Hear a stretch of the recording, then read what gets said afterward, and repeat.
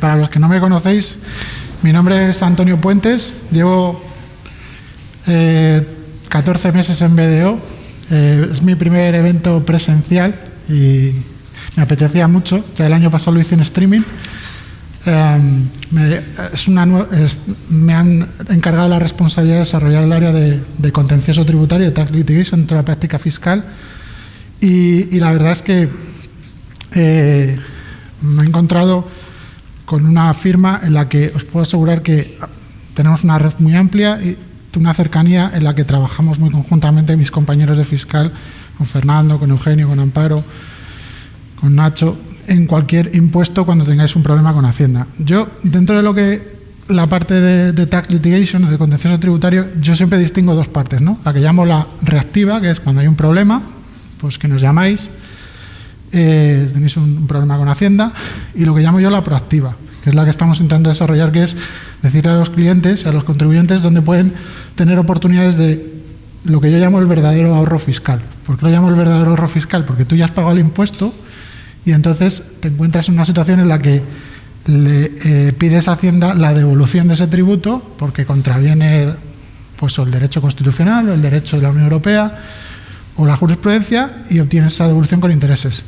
De hecho, voy a hablar de tres temas, principalmente uno relacionado con algo que ha mencionado Vicky ya, con el IAE. Luego el tema estrella, que es el que me va a guiar, la famosa plusvalía que tanto hemos hablado este mes. Y voy a cerrar también con el tema del Real Decreto Ley 3, que tiene muy rápidamente que tiene relación con la plusvalía, ¿no? Como bien ha apuntado Vicky, estamos en un momento muy relevante para hacer una revisión de la tributación local, que es el gran olvidado de los impuestos nacionales, entre comillas, ¿no? Aparte del tema de la plusvalía. Un impuesto clave, que es muy complejo técnicamente, es el IAE. Y dentro de ese IAE, aparte de lo que os ha comentado Vicky, que es un tema muy relevante, las bonificaciones y demás, creemos que hay una parte clave que se ha tenido en cuenta sobre todo en estos últimos tiempos, que es la posibilidad de revisar el IAE por el impacto que ha tenido el COVID. Ya sabemos de sentencias, ¿vale?, en las que jueces están empezando a considerar que no se tenía que haber tributado por el IAE cuando estaba cerrado.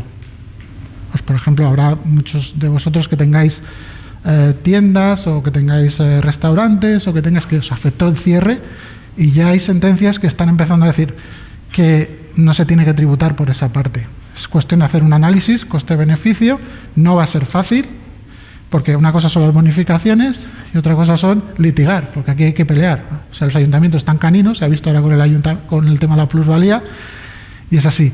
Nosotros tenemos un doble enfoque que nos sirve cuando analizamos los tributos locales, no solo el IAE, el IBI, el ICIO, hacemos un análisis sobre cuáles son los posibles, cuál es la situación que tenéis, y luego sacamos o bien riesgos fiscales, crear un defense file que pueden llevar a regularizaciones, o bien directamente os decimos, estáis pagando de más, recurrir. Pues en el tema del IAE solo quiero resaltar el tema del COVID, que hagáis un análisis si os ha afectado o no, porque habéis tenido que estar cerrados por narices, y si os lo podéis considerar, pues hablamos, encantado de comentar con vosotros. El tema de la plusvalía, este es el tema estrella que vamos a hablar aquí. Lo llama plusvalía municipal, ¿y ahora qué? Porque está abierto, no, lo siguiente, como se dice ahora. Tenemos los precedentes, como bien sabéis, en el 2017 no hay una sentencia. Esta es la sentencia que cayó a nivel estatal. Luego tenemos otras dos sentencias que fueron a nivel foral.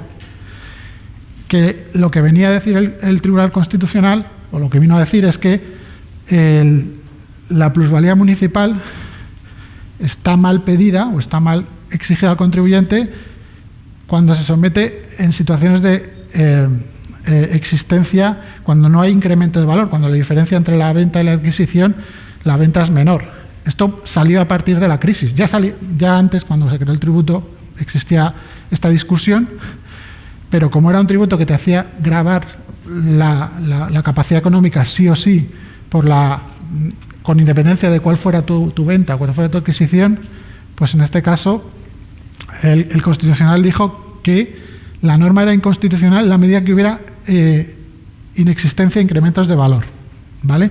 No se cargó, si me permitís la expresión, el impuesto. Dijo que seguía, pero que en ese supuesto era inconstitucional. Entonces dijo, se vulnera el principio de capacidad económica, artículo 31 de la Constitución, y el tributo sigue existiendo. ¿Qué pasó con nuestro legislador? Hizo oídos sordos.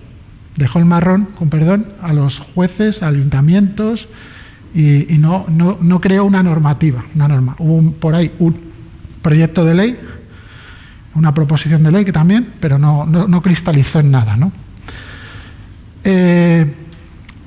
Llegamos al año 2019, a 31 de octubre, y hay otra cuestión de inconstitucionalidad planteada por un juzgado de Madrid, en el que supuesto, en el que a veces la cuota que pagamos de plusvalía municipal, del impuesto sobre el incremento del valor de la naturaleza urbana, era mayor que la ganancia. Podríamos encontrarnos que a lo mejor una ganancia entre adquisición y venta era de 10.000 y te encontrabas con una plusvalía municipal de 20.000. Se planteó la cuestión de inconstitucionalidad y dijo que eso también iba contra la capacidad económica, que había confiscatoriedad. Pero nada, el legislador también hizo oídos sordos. No se dio por enterado y todo esto, claro, llevó a más litigiosidad y pero lo que más curioso de todo, entre el 17 y el 19, el Tribunal Supremo sacó una batería de sentencias interpretando lo que el Constitucional había dicho, ¿no? De hecho, aquí en Madrid teníamos la que se llamaba la tesis maximalista del TSJ de Madrid. La tesis maximalista, que es la que tenemos ahora con la nueva sentencia. La tesis maximalista lo que venía a decir era que el Constitucional había eliminado el impuesto y te encontrabas, y por tanto daba igual que hubiera minusvalía o plusvalía real, no tenías que tributar por ello, ¿vale? Y de hecho esa se extendió aquí en Madrid, por lo menos dentro de los juzgados de lo contencioso. El TSJ unificó doctrina, pero se recurrió por parte de los letrados de los ayuntamientos de Madrid, el Ayuntamiento de Madrid, y el Tribunal Supremo en varias sentencias del 18 dijo, no acojo la tesis maximalista. Lo que ha dicho el Constitucional es que no cabe en situaciones en las que haya inexistencia de incremento de valor. Y es la primera vez que nos encontramos que el Tribunal Supremo se puso a interpretar al propio Constitucional, ¿no?, para poder hacerlo. Esto es importante por lo que luego contaré. ¿Y qué ha pasado en la famosa sentencia de 26 de octubre de 2021? En mi opinión personal es que el Tribunal Constitucional se ha cabreado. ¿Qué dijo el Constitucional? Como no os da la gana cambiar la ley, pues ya me voy a cargar definitivamente el tributo, o por lo menos los métodos de base imponible y de valoración, para que no haya ninguna duda, ¿no? Y es lo que yo he llamado la rehabilitación de la tesis maximalista. El tributo no puede seguir existiendo porque el método no existe y, por tanto, lo expulso del ordenamiento y, como tal, no existe la plusvalía. Por eso el legislador, corriendo en 2 semanas, sacó el famoso Real Decreto Ley 2621 de 8 de noviembre. No voy a entrar aquí, lo tendréis en la presentación, porque creo que está más interesante visto aquí. Es un esquema un poco complejo, porque es que la situación no es fácil.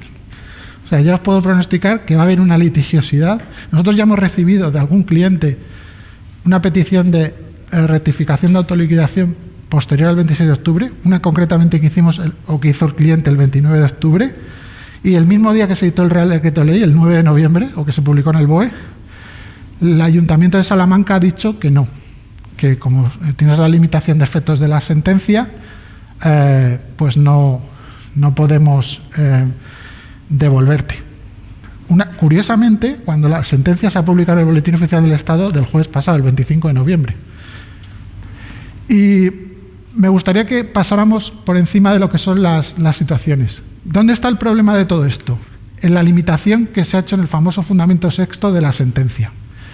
Según la sentencia, esta 182/2021 de 26 de octubre, curiosamente en la exposición de motivos se citaba, no estaba publicada en el BOE, pero ya sabía el legislador, o sea, el gobierno, porque era un decreto de ley, cuál era el número de sentencia. Ningún contribuyente, ningún asesor lo sabíamos, pero yo sí. Dijo, no se pueden revisar las siguientes situaciones. O bien, obligaciones devengadas que a fecha de 26 de octubre hayan sido decididas definitivamente mediante sentencia con fuerza de cosa juzgada o mediante resolución administrativa firme, que eso es el criterio que siempre ha existido en la Ley 40, en la Ley Orgánica del Tribunal Constitucional, en el artículo 41, y desde la famosa sentencia 45/89 de la renta, cuando se hizo la interpretación sobre operación conjunta, que es aplicación a su vez del 73 de la Ley de la Jurisdicción Contenciosa, que es resoluciones administrativas firmes que no hayas impugnado, se consolidan.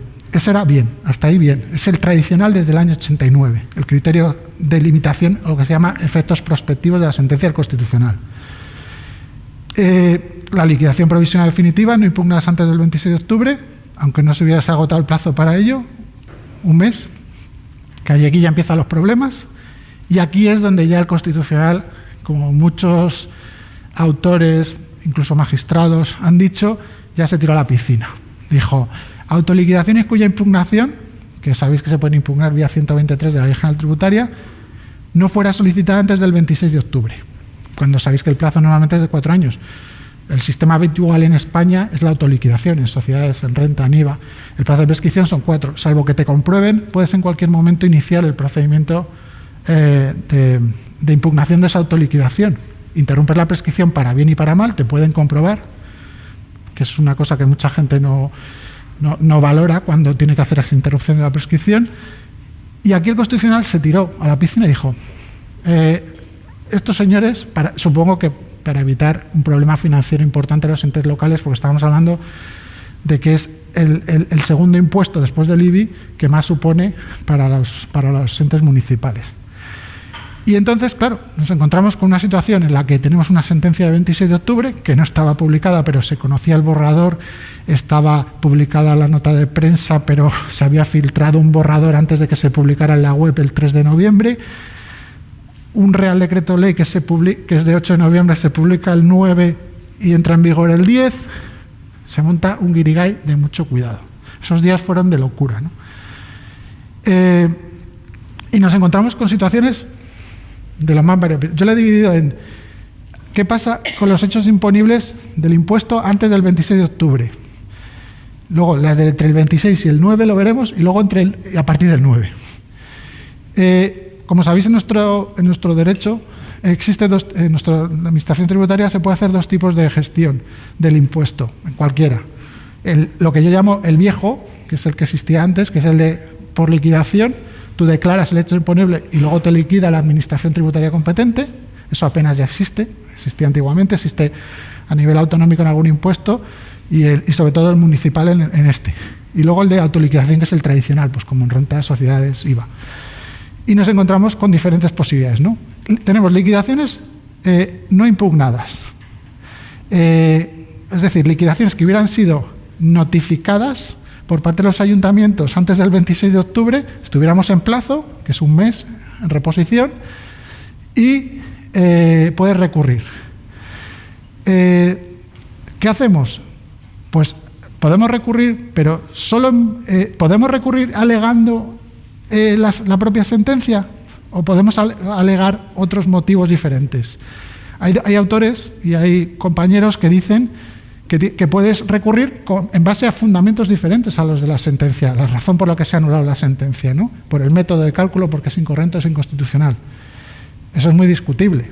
Si a ti te ha llegado una notificación de una liquidación el 24 de octubre y tienes hasta el 24 de noviembre, ¿por qué no vas a poder? En mi opinión, eso iría en contra de la tutela judicial efectiva, que a su vez está protegido por el convenio o el protocolo de derechos humanos, el artículo 6. Eso es muy discutible, que te puedan limitar los efectos ahí, pero que no va a ser fácil. Nos vamos a encontrar con ayuntamientos que digan que no y tengamos que recurrir. Los que están fuera de plazo, es decir, pues se te ha pasado el plazo del mes, el día 25 de octubre se te acabó el plazo de un mes. ¿Cabrían los procedimientos extraordinarios de revisión? Tenemos la nulidad de pleno derecho, la anulabilidad, que están en el 216 y 217 de la Ley General Tributaria. El Constitucional ya nos había dicho que no, con la sentencia del año 2017-2019, no cabía. Pero yo creo que ahora es momento de darle una vuelta. ¿Por qué no vamos a poder plantear un procedimiento de nulidad de pleno derecho en base a otro motivo distinto? Porque los motivos por los que la jurisprudencia del Supremo dijo lo que dijo era con la anterior jurisprudencia, no con la que hay ahora. Se puede pelear, se puede discutir, no va a ser fácil tampoco, ¿eh? Liquidaciones no notificadas, es decir, gente que haya hecho su declaración y esté esperando. Hombre, yo creo que lo suyo es que los ayuntamientos no hagan nada y dejen prescribir el tema o se muera. Es decir, te hablo de transmisiones patrimoniales de 30 días anteriores o en el caso de onerosas por causa de muerte, pues 6 meses. Pero si llegan, tenemos un mes para recurrir en la vía local. Yo recurriría. Luego, liquidaciones impugnadas y pendientes de resolución en vía administrativa judicial. Estas son las más claras. En recurso debería resolverse favorablemente. Debería de decidir hasta luego. Liquidaciones impugnadas y desestimadas en vía administrativa. Si estás en plazo, pues vete a la vía judicial para mantener la aplicación. Que estás fuera de plazo, volvemos al mismo punto. ¿Podemos ir a un procedimiento extraordinario de revisión? Analicémoslo. Va a ser difícil, pero aunque diga la sentencia lo que ha dicho, parece que hay consenso que no es tan sencillo como se dice. Y luego, liquidaciones impugnadas que has alegado la inconstitucionalidad de la norma y están desestimadas por sentencia firme. Responsabilidad patrimonial de la Administración. Tenemos 1 año desde la publicación de la sentencia en el BOE el 25 de noviembre. Esto hay que analizarlo, tienes que haber recurrido, tienes que haber alegado la inconstitucionalidad, porque nuestro régimen de responsabilidad patrimonial es muy, muy restrictivo desde la reforma del 2015.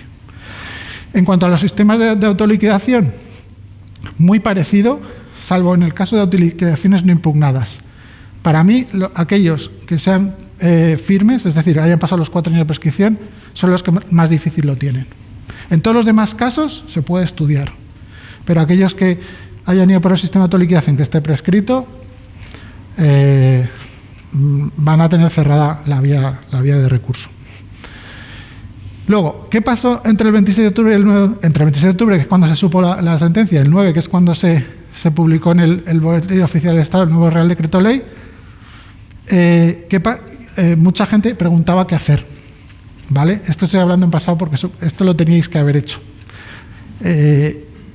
Aquellos que en el sistema de gestión por liquidación, yo lo llamo, se debe haber presentado una declaración informativa.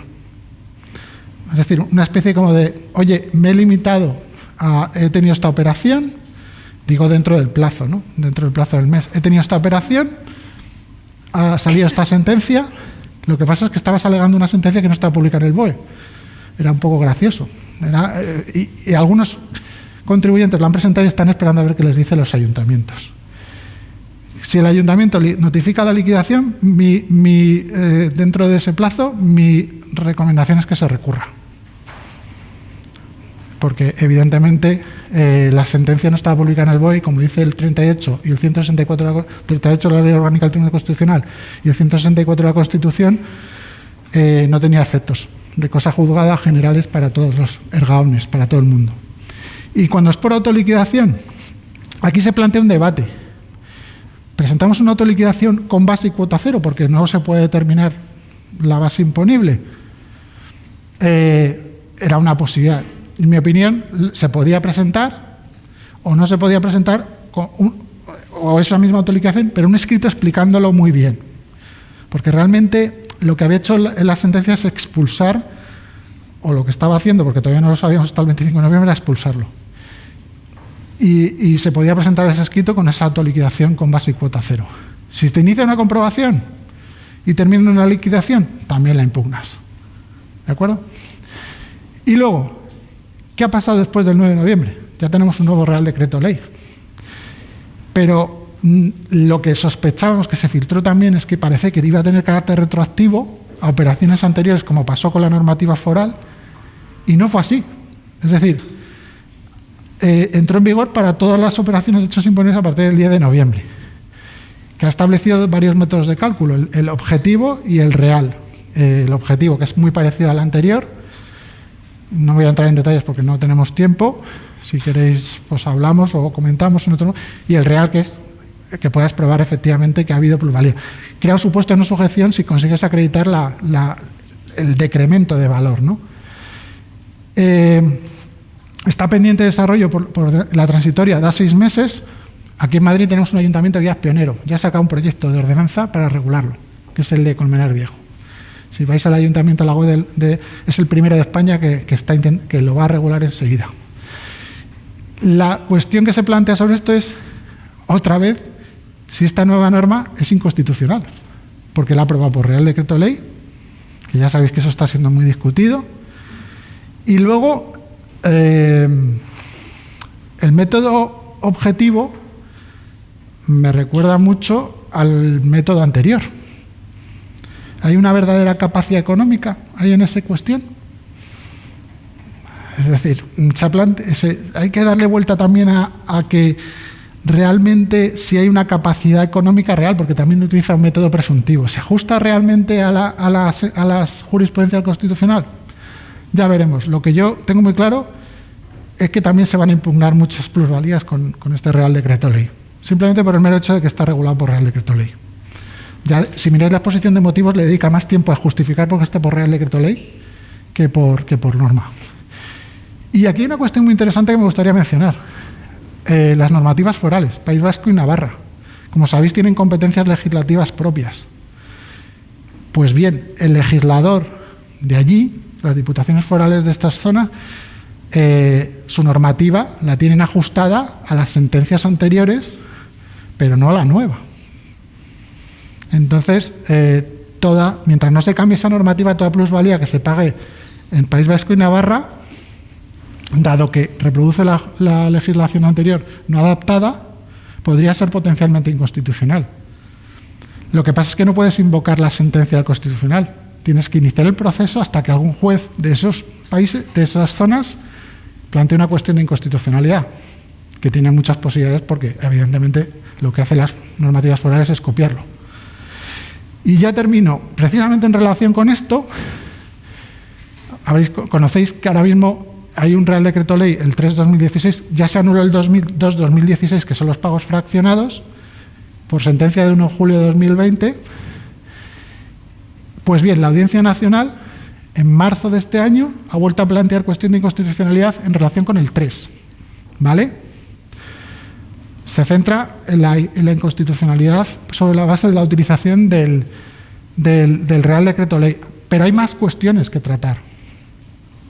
Nosotros la tenemos estudiada, hay cuestiones de derecho constitucional y derecho comunitario no tratadas en ese auto que creo que deben ser planteadas en cualquier impugnación que se haga de esto. ¿Y por qué le doy relevancia a traer este tema? Que mucha gente ya lo habrá impugnado, porque estamos hablando de 17, 18, 19, 20. Porque la sentencia de la plusvalía yo creo que va a tener mucho impacto. Porque yo creo que el Constitucional ha abierto un melón que ya, a partir de ahora, cualquier potencial inconstitucionalidad de una norma tributaria va a ver limitadas sus efectos. Eso implica que mucha gente que está a la espera de ver qué pasa con este asunto, si no lo tiene ya impugnado, va a ver limitados sus efectos. Yo creo que si el Constitucional anula el Real Decreto Ley 3/2016, va a volver a hacer lo mismo que lo de la plusvalía. Porque sabe que ahí, si lo ha hecho ya una vez, ¿por qué no lo va a seguir haciendo para el resto? Entonces, cualquiera que esté en situación de aplicar el Real Decreto Ley 3/2016, que no lo tenga impugnado, que se lo plantee. Porque hay que hacer un análisis coste-beneficio. A veces no interrumpir la prescripción interesa, porque tengas más riesgos.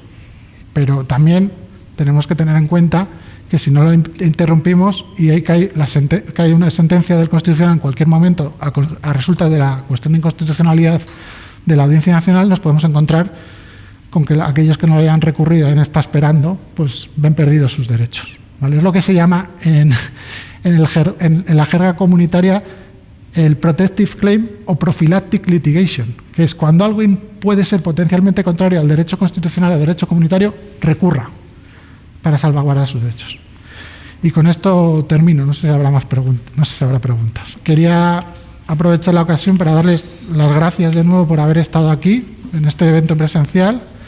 Esperamos poder verles pronto, esperamos que sea el primero de muchos y sobre todo cuídense estas vacaciones, estas Navidades, disfrútenlas para que podamos volvernos a ver. Muchas gracias.